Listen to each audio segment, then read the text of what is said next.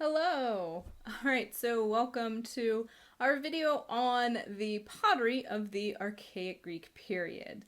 So in this video, we are actually going to focus in on one particular style called black figure. A second style, known as red figure, does emerge at the end of the Archaic period. We see the earliest examples around 530 BC, but it really then comes into its own at this beginning of the classical period. So I've decided that rather than kind of confuse us and weigh us down with too many pots at once, we'll save red figure for a later lecture. So here we're focusing in on black figure. So I'm going to start by turning on this presentation for this PowerPoint so that we can look at some black figure pottery as we talk. All right, so when we last checked in with the pottery of the Greek world, we saw that the Orientalizing influence on Greek pottery had produced some different examples, including the Proto-Corinthian pottery being produced in Corinth that focused on friezes of animals, including mythical animals, lots of rosettes. And then also in Athens, a different style, one that focused more on figural scenes and mythological scenes, but a kind of a blockier figure being depicted, right? Not as refined as we see in Proto-Corinthian stuff. And so with Proto-Corinthian pottery, we should note, Corinth became the leading exporter of fine pottery in the Greek world and really in a wider Mediterranean world. We find examples of Greek pottery now in many places that are clear, that show clear examples of export, right, of this pottery as a good, a valuable good. So during the Proto-Corinthian period, this kind of Proto-Corinthian pottery, especially the little, like the Arabalos and the Alabastron, the little oil or perfume flasks are very popular. We find those in different places. And so with that, Corinth became the sort of the leader of pottery production and export in the Greek world, and it became wealthy through it.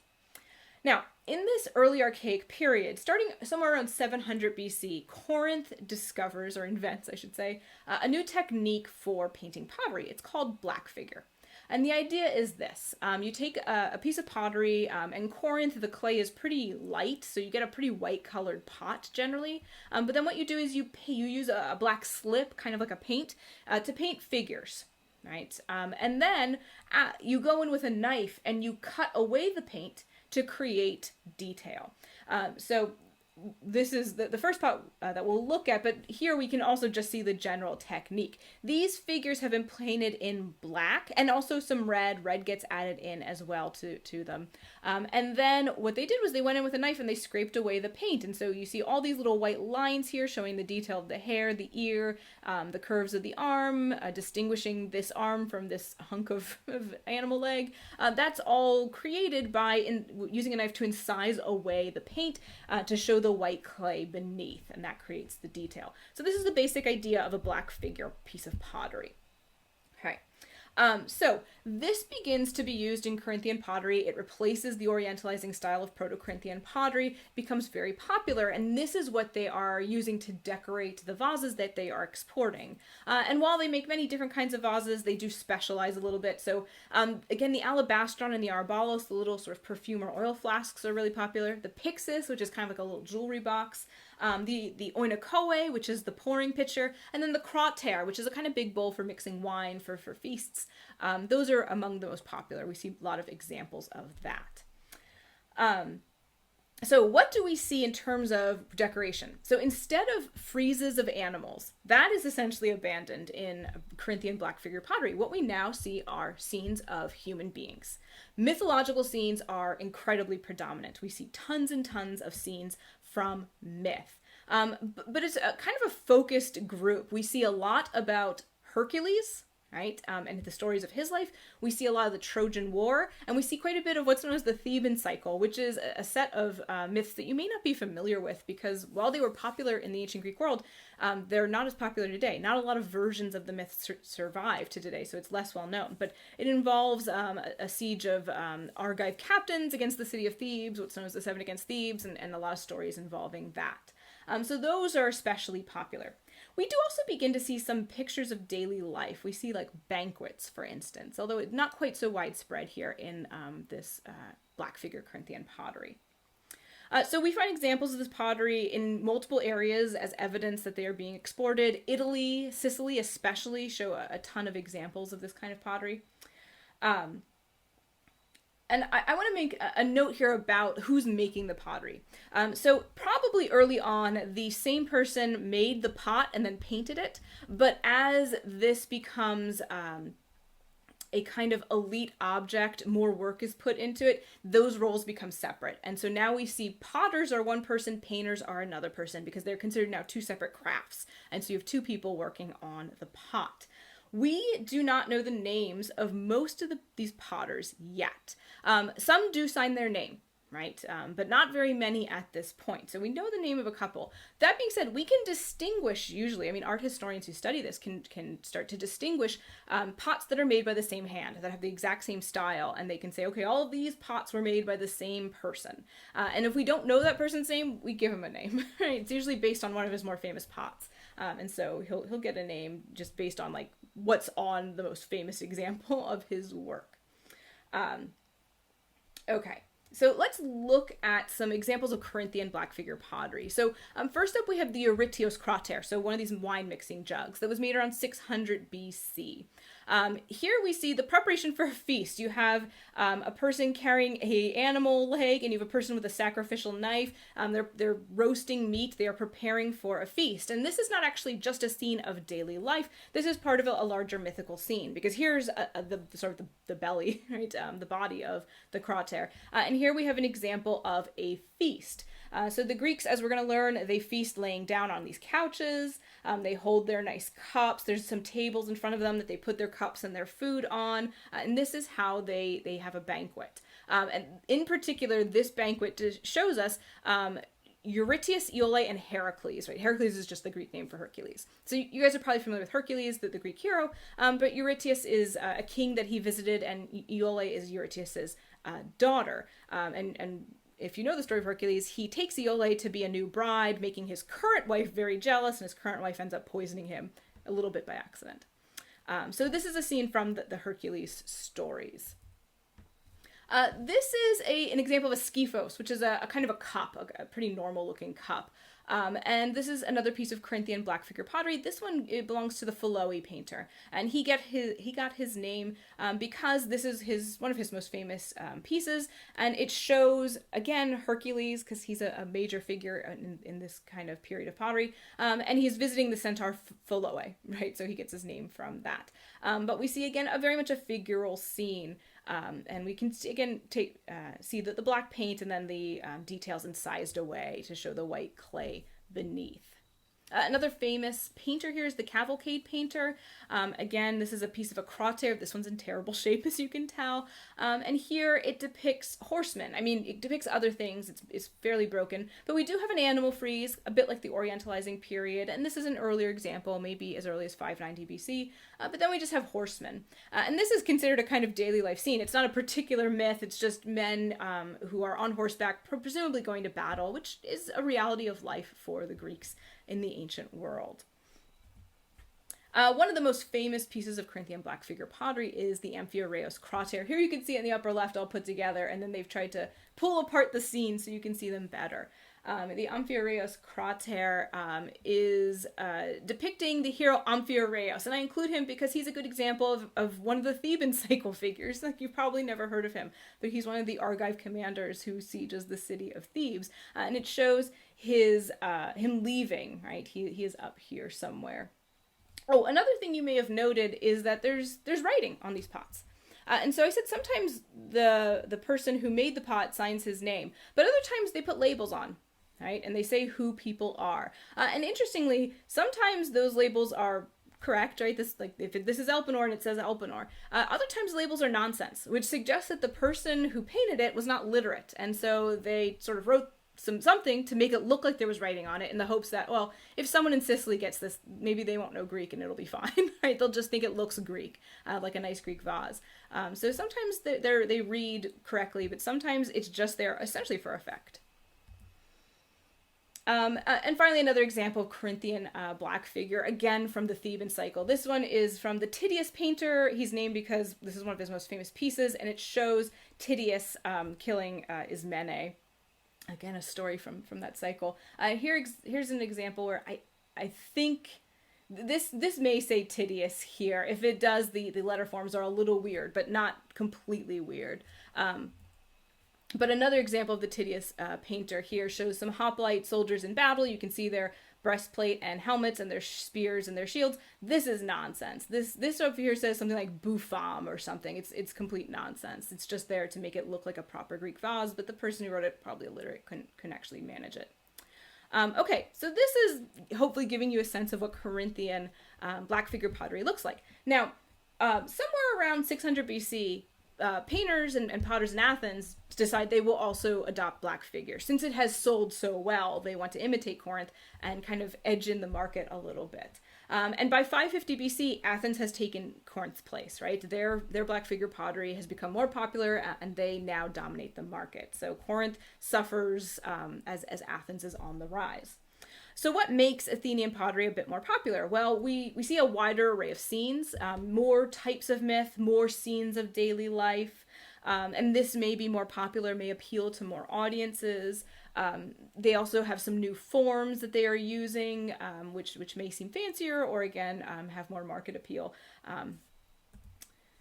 We find a lot of these in Etruria, for instance, which is a region in northern Italy, so clearly they're being purchased abroad.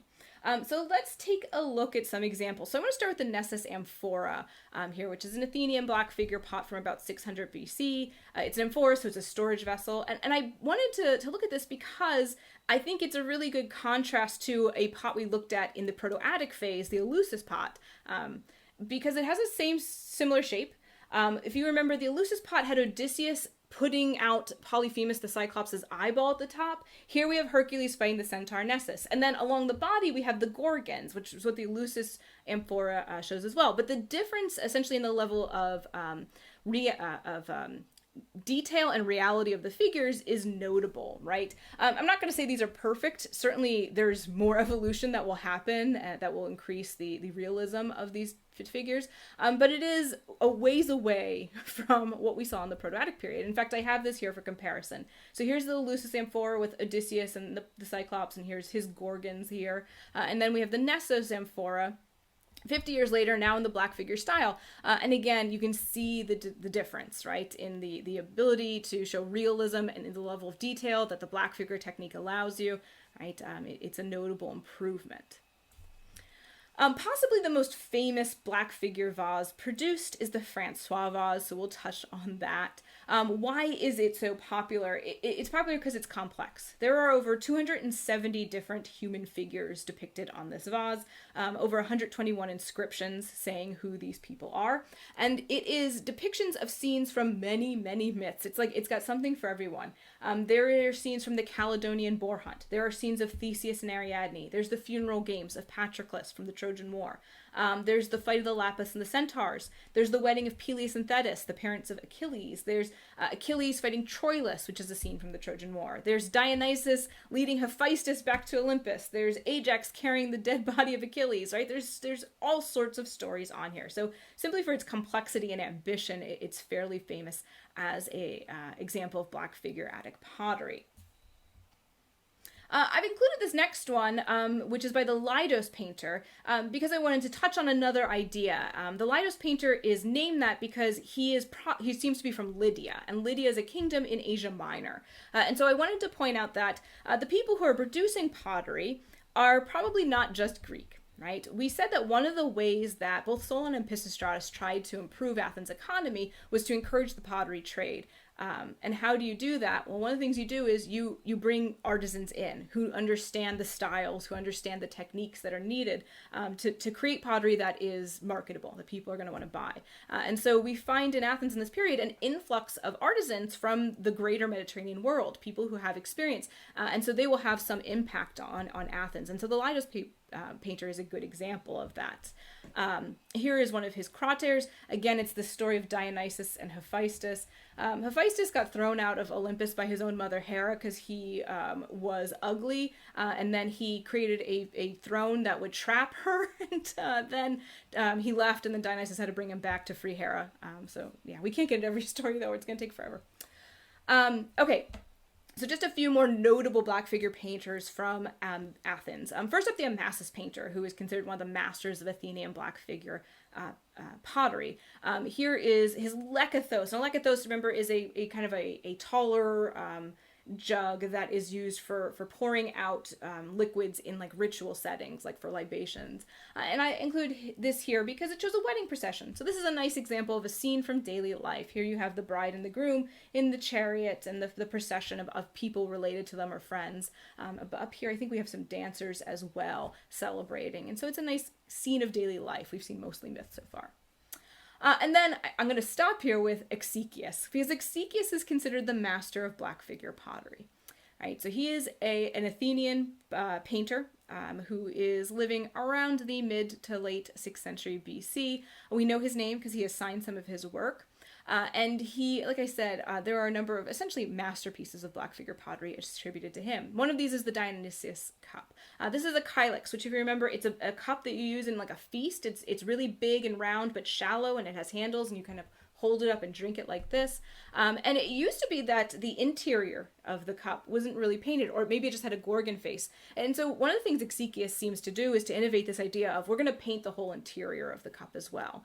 So this is named because it has Dionysus here sailing in a ship. His ship is growing grapevines and there's dolphins all around, which again is a reference to a specific myth, but we don't have the time. Another one of his absolute masterpieces, very, very well known, is this Amphora, depicting Ajax and Achilles. They are engaged in a board game. So it is in the midst of the Trojan War, and they have stopped and they are playing a game kind of similar to like checkers or something like that. And this is easily one of the most well-known black figure pieces from the archaic period. And finally, I'll add one of my favorites, which is another Achilles, and this is Achilles battling the Amazon queen Penthesilea, a scene that supposedly happened during the Trojan War. The Amazons came to fight on the site of Troy. She and Achilles in full armor fought each other. Achilles defeated her, and as she fell, her helmet fell back, and he saw her and realized for the first time this was like a woman, and that he had been matched by a woman, but it was as she was dying. But it's a pretty interesting moment in myth. Now, I do want to mention that Corinth and Athens are not the only places that are producing black figure pottery. So here we see an example of a guy known as the Naucratis painter. This is happening in Laconia. This is an example of black figure from Laconia, which is the region that Sparta rules. Now, it's not a Spartan who's making this. We said the Spartans don't do economic activity. It's the perioiki. So a perioiki craftsman would have created this. But this is another one of these kylix cups, and here we have a sphinx depicted. Here's an example from Biosha, which is just to the north of Attica. It's the city of Thebes is the major city there, and you can see that it has a lot cruder design. It maybe feels a little bit more like Proto-Attic than it does true black figure. And finally, here is an example from Ubia, maybe one of the more sophisticated areas outside of Corinth and Athens. And here we have the hero Cadmus killing the dragon of Thebes. And so we see a lot of the same black figure features, the incised detail showing the whitish clay beneath. We see mythological scenes and all that. But none of these other regions, like Laconia or Ubia or so forth, ever kind of rose to the same level that first Corinthian and then later Athenian black figure pottery did. Those two absolutely cornered the market there. Okay, so that's all we're going to say for black figure pottery. There's tons more painters, tons more examples that we could look at, but we will not have the time. But at any rate, thank you guys for watching, and bye.